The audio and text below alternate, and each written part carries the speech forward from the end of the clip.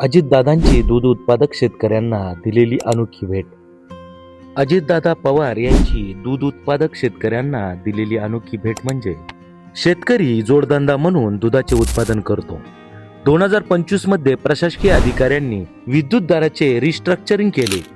छोट्या गावामधून दूध शीतकरण प्रकल्पाचे खूप मोठे जाळे महाराष्ट्रभर पसरले आहे. दर रिस्ट्रक्चरिंगमुळे छोटे छोटे शीतकरणाचे उद्योग इंडस्ट्रीयल गटामधून कमर्शियल गटामध्ये टाकले गेले आणि हा बदल मागील तारखेपासून अंमलात आणला गेला.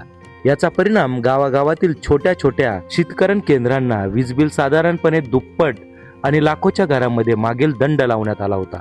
यावर दूध उत्पादक संघटनांनी MSAB अधिकाऱ्यांना भेटून विनवण्या तक्रारी केल्या, पण उपयोग झाला नाही. शेवटी नामदार दिलीपरावजी वळसे पाटील यांच्या माध्यमातून अजितदादांची भेट घेतली. दूध संघटनांचे पदाधिकारी वीज दर बदल आणि त्याचा परिणाम हे माननीय अजितदादांना समजावून सांगितले.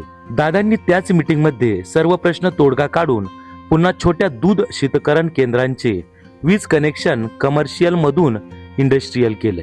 हे जर झालं नसतं तर लाखो रुपयाची पेनल्टी भरण्यापेक्षा बरेच शीतकरण केंद्र बंद पडले असते. ही अविस्मरणीय भेट अजितदादांनी दूध शीतकरण केंद्र पर्यायाने दूध उत्पादक यांना दिली.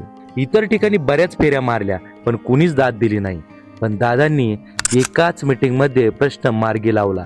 असे होते अजितदादा पवार की ज्यांच्या जाण्याने संपूर्ण महाराष्ट्र दुःखमय झालाय. अजितदादा आता आपल्यात नाहीत, पण त्यांच्या आठवणी नक्कीच आपल्यात आहेत की ज्या कधीच पुसल्या जाऊ शकत नाहीत.